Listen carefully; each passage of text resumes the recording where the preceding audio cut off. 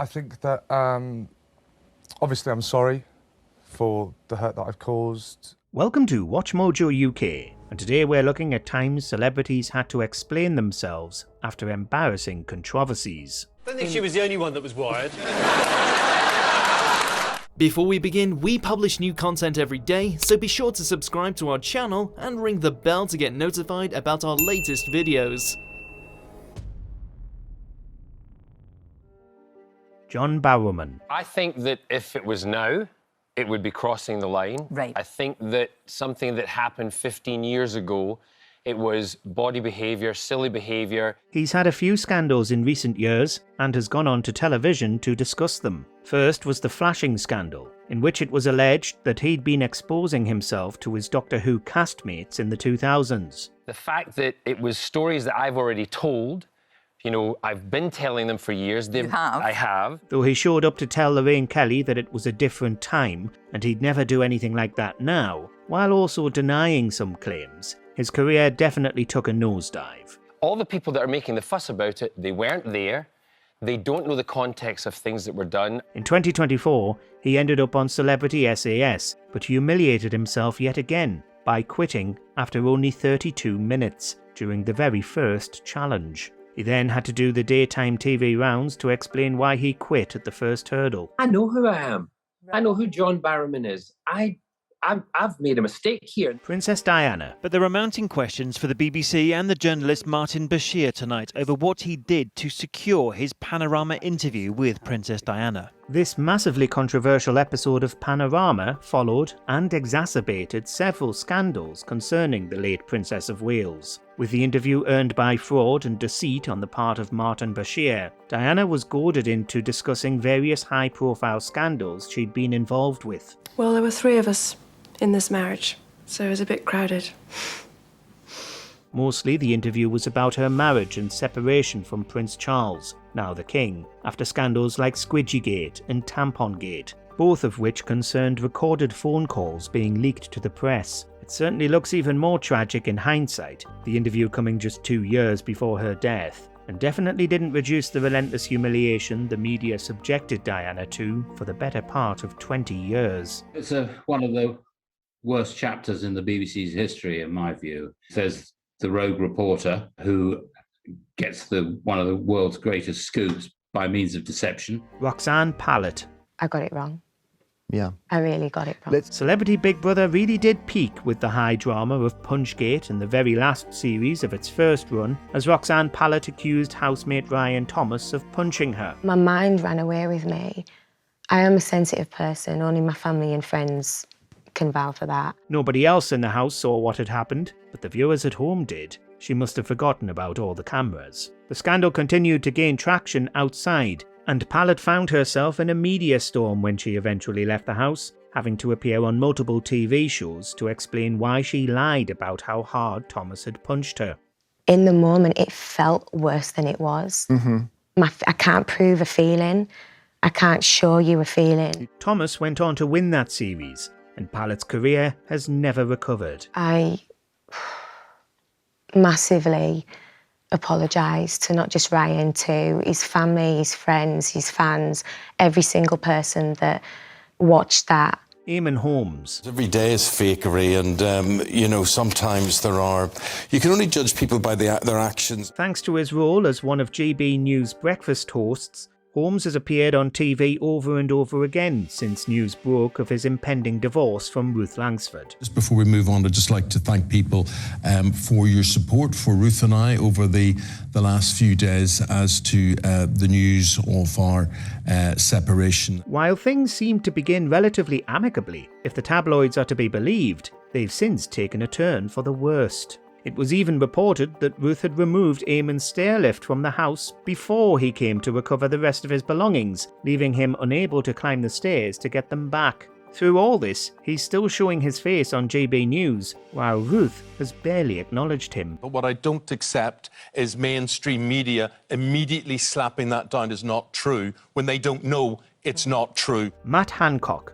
Maybe he didn't have to appear after this scandal, but he clearly wanted to. because he's barely been off-screen since he got snapped kissing an aide. There remain questions, though, over security and how these images of the health secretary in a private setting were acquired. The kissing, and the rest of the affair, had been happening when the country was under lockdown restrictions, leading to a scandal even bigger than a normal case of MP infidelity. You were socialising someone outside of your household? Yeah, I didn't break any laws. Guidance is different, but anyway, I don't want to go so there's a rule and there's a law. Numerous times he's appeared on television to try and explain that he'd made a mistake, but that it was worth it because he'd fallen in love, even answering questions during stints on I'm a Celebrity and Celebrity SAS. Honestly, you'd have a harder time persuading Matt Hancock to stop humiliating himself on TV. Why did you break your own guidance?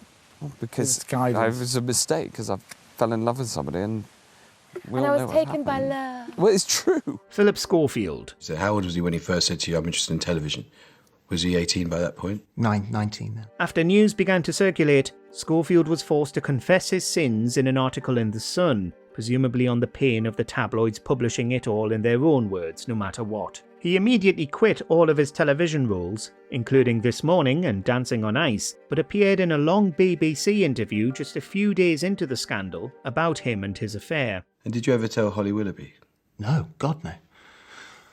That's a bigger question. He answered all kinds of questions, getting into the weeds of what happened and why, and how he'd been faring with the scandal. I've been cast away on a desert island. It's my chance to tell my side of my story. But he's now reappeared to humiliate himself yet again, starring in Castaway on Channel 5, where he lives in the wilderness and tries to rehabilitate his public image. I know what I did was unwise, but is it enough to absolutely destroy someone? Prince Andrew. I've questioned myself as to why did I go, what was I doing? Admittedly, most of the embarrassment came after this scandal, but Andrew had already been linked to Jeffrey Epstein and Ghislaine Maxwell for years before he finally sat down with Emily Maitlis. Now the subject of not one, but two dramatised adaptations, one on Netflix, one on Amazon, this remains one of the most unbelievable hours of television ever broadcast in the UK. I'd taken Beatrice to a Pizza Express in Woking for a party. Andrews claims that he can't sweat and was at a Pizza Express live in infamy, though he's reportedly been trying to rehabilitate his public image for years and wants a return to the spotlight. There's a slight problem with the sweating because I have a peculiar medical condition, which is that I don't sweat. Unfortunately for him, the King doesn't seem all that fond of his younger brother and has consistently blocked his attempts to return to public life. Seann Walsh. I'm joined now by Seann and Katya. Now, on It Takes Two, we like to talk about the dancing, but that's been somewhat overshadowed by events this week. He went into the jungle with Matt Hancock at his side to try and restore some of his own public image after a similar extramarital kissing scandal was brought to light in the tabloids. I think that, obviously I'm sorry for the hurt that I've caused. This was, of course, because of what happened when he went on Strictly, snapped kissing his dance partner Katya Jones while they were both in relationships. I think, first of all, I would rather not be having to address this publicly. They did, however, still have to go on to Strictly the following week, made to perform at Charleston because it was the least sexy dance the producers could think of, and then answering for their actions on It Takes Two immediately afterwards. It was definitely one of the most overblown scandals in history. Been 3 years! 3 years since Strictly Come Dancing. I think I can say it now. I think you overreacted. Neil Parish. In 2022, news broke that a Member of Parliament had been caught watching dirty films on his phone while the House of Commons was sitting. Is this embarrassing? Of course it's embarrassing, and it's embarrassing for my wife and the family, and so that's my main concern. But just who was this mystery politician? It ended up being Tory MP Neil Parish, and he was forced to face the media and explain why he'd done it. Funnily enough, it was tractors I was looking at, and so I did get into another website that had a sort of very similar name. and I watched it for a bit, which I shouldn't have done. He came up with the legendary excuse that he'd actually been trying to Google a Dominator tractor and not another kind of Dominator, and had accidentally stumbled upon the X-rated material and accidentally continued watching it during work in full view of other people. He ultimately resigned. So all those interviews clearly didn't work. But you could have viewed this content privately in your own time, but you chose to do it in the chamber of the House of Commons. Yeah, madness. Total madness. Angus Deaton. Good evening and welcome to Have I Got News For You, where this week's loser is presenting it. His days were numbered after this scandal broke in 2002, when the tabloids started reporting that Deaton had been embroiled in a sex and drugs incident. This has been one story of the week, isn't it? But the one I'm really interested in, Angus, is... The News of the World reported all the gory details, and Deaton was still expected to present Have I Got News For You the following week, to widespread mockery from Ian Hislop and Paul Merton. You must have paid her for the article. I mean, I don't want to dwell on this, but...